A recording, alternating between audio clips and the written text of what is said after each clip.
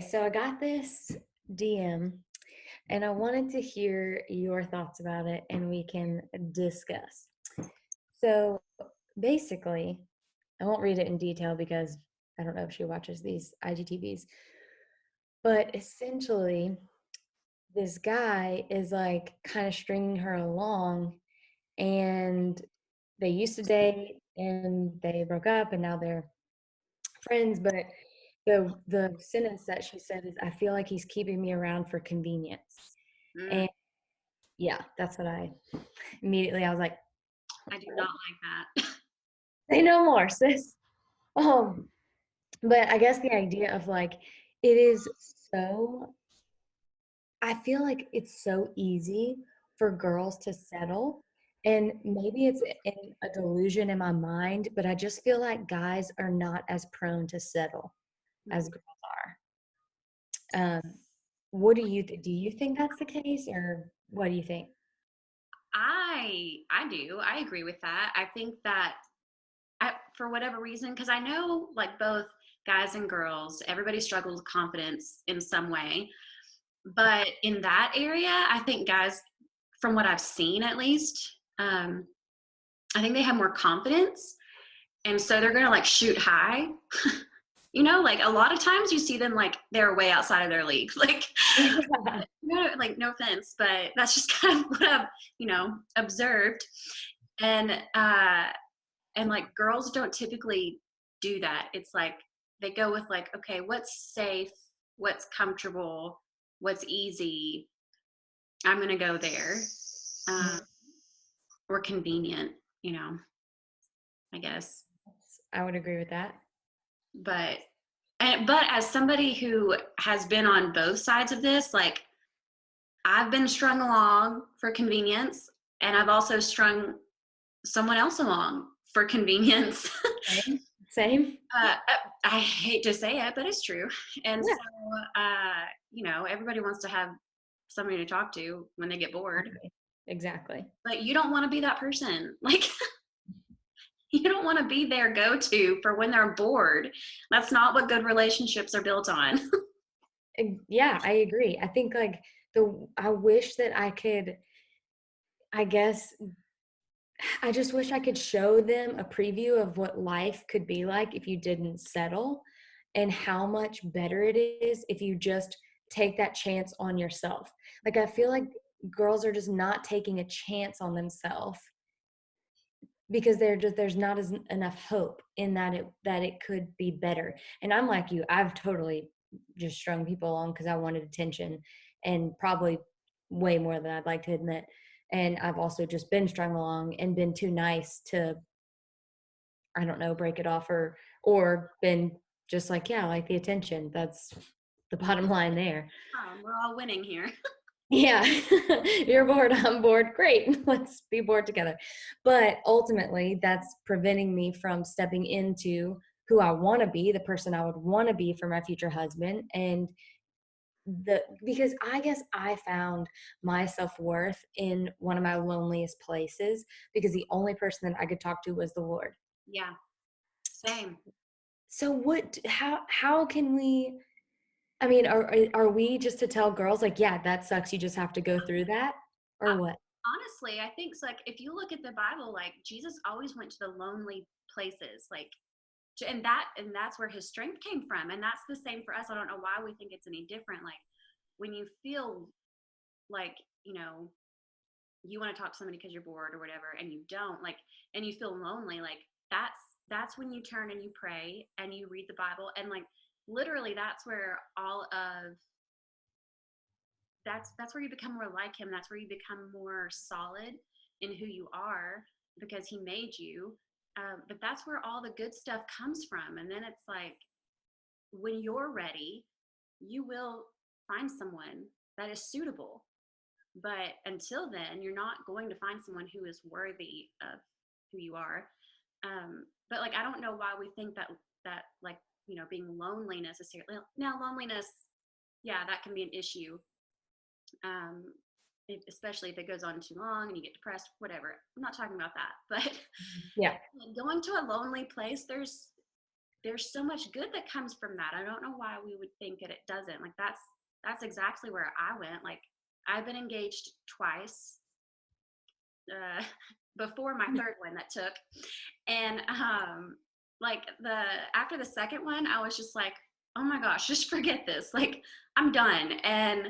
Uh, and it was through those like lonely times of being by myself and on my own, and just all I had was God, that I became more confident. Now I still have a ways to go, Mhm. and I became more secure. And then when I was ready, like a good person presented itself. And so yeah, I think sometimes we just don't want to sit in those lonely places for long, and we that's when we get ourselves into trouble.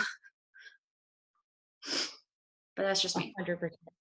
No, I definitely agree. It's like, ugh, yeah. Okay, so sitting in that emotion, like what I have an idea of kind of what that looked like for me, but I'd love to hear like what does that practically actually look like sitting in that loneliness or just that uncomfortable feeling? What did that look like for you, I guess? It wasn't pretty. Not at first, until I actually embraced it. Like I had to change my attitude, like I think sometimes we get in there and we're like, ugh, or you get really hard on yourself because you're blaming yourself for being alone and like you're not good enough and all this stuff. Um, so I think there's a lot of muddling through some really yucky places. Um, but like journaling and praying. And finally, when you realize, like, hey, you know what? Like, I don't know what it was, and maybe you can articulate it better. But for me, there was just like a switch that went off that was like, I'm good all by myself. And all I need is me and Jesus. And I'm fine with that. And if he has called me to that life, like Paul, of like living it single, like that's fine. I'll be fine. And I'm sure that there's like plenty of single people out there who are walking through it, and they do have their days of like, man, this sucks. Mhm. Um, but but yeah, I think it was just like muddling through the dark places, but knowing that you're not alone in those dark places, like talking to Jesus about it and not just wallowing in it. Um, but that was a hard thing to do. And then all of a sudden, just a switch of like, no, I'm good. Like, this is actually fine. Um, I don't know. Yeah. Yeah, I think for me, that's interesting because I think for me it was more gradual. And then one morning my like switch that flipped was more of me just realizing how far I'd come. So, but it still felt more gradual. So for me, I was literally like sitting by a fireplace reading a devotional every single day for almost an hour. I was journaling as well. I was like going out in nature and taking walks alone.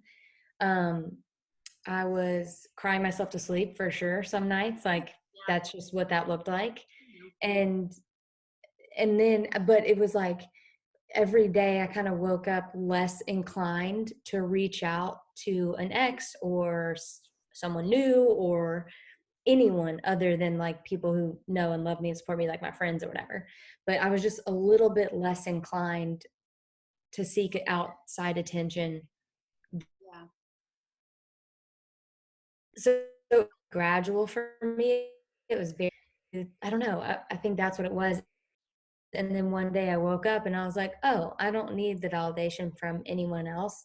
And I, like you, were like, yeah, I'm okay if I'm single. Now, saying that, I remember at one point that being my absolute biggest fear in life was that I would end up single.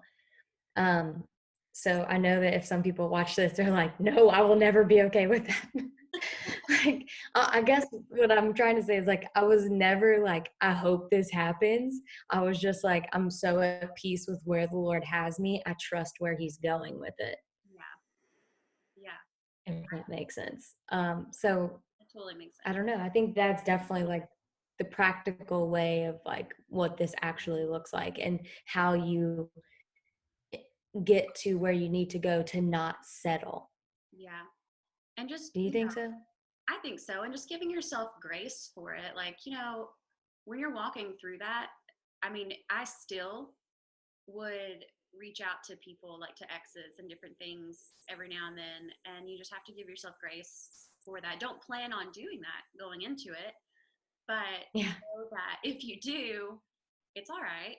And you just take it a day at a time, a step at a time. And um, I think just gradually finding your worth in Jesus.